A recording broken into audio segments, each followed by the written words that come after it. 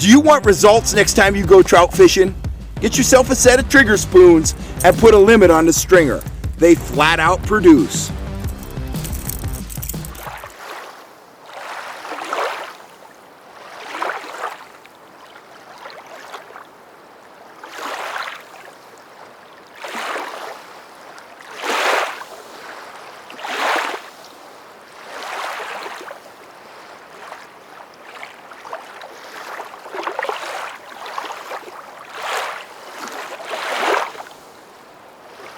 Look at that stud. Look at that stud of a rainbow. Oh my God. Look at that fish. What a beautiful fish. Oh my God.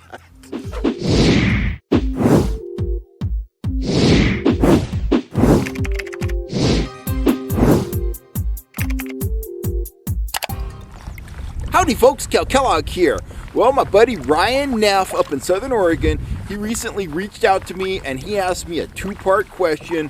His first question was, what are the differences between browns and rainbows in my opinion? And his second question was, why do, browns and rainbows get really big at some lakes, but not so big at other lakes? And part one of this, I'm doing two videos on this, I answered his question about the differences between browns and rainbows. And today I want to talk about why, some lakes kick out big trout and some lakes they don't kick out big trout. And this has baffled me for a long time, and I've actually talked to biologists about it. Why I got interested in the subject was Lake Shasta. Lake Shasta, it will kick out browns to about 8 pounds. Occasionally bigger, but by and large, if you catch an 8-pound brown at Lake Shasta, that's a really big fish. A really good fish is 5 to 6 pounds. Anything above 6, you're in real trophy territory. Shasta's a huge lake. It's a deep lake. There's a lot of water out there, and it is full of threadfin shad. And I always wondered, why is this lake not kicking out 15 or 20-pound browns? Contrast that with Stampede Reservoir back in the heyday when it was a really good brown trout fishery. It kicked out browns, 10 to 20 pounds. To really get anglers interested about, a big brown at Stampede, it had to be 10 pounds or more. And that lake is a fraction the size of Shasta. It has no major bait fish schools. And that was just a baffler for me. The other thing that kind of baffles me is contrast to high mountain lakes. French Meadows Reservoir. A big rainbow at French Meadows is 18 inches long. Lake Elminor, it's a high mountain lake, but a big rainbow at Elminor is 6, 7, 8, even 10 pounds. Vastly bigger. Same basic fish, same basic kind of lake. Why the difference in size? And this is what the biologists have shared with me. 1, brown trout. If you want really, really, really big brown trout, it is critical that you are fishing at a lake that has a kokanee population. That is what those browns, the big browns, feed on, and that's what takes them from the 5, 6, 7 pound range up to the 10 and 15 pound range. It's the ability to feed on kokanee that range, from 6 to 8 to 10 inches long. They have no spines, super high in fat, super high in protein. Where there are kokanee and there are browns, you're going to see much larger browns. That's why the browns back in the heyday got so big at Stampede. That's one of the reasons the browns get so big at Lake Tahoe. When they get really large, they have a kokanee population to feed on. Now rainbows, they're not as much of a fish eater as browns are, okay? Rainbows prefer insects. And what the driving factor is in having large rainbows in a lake is the more prolific the aquatic insects are.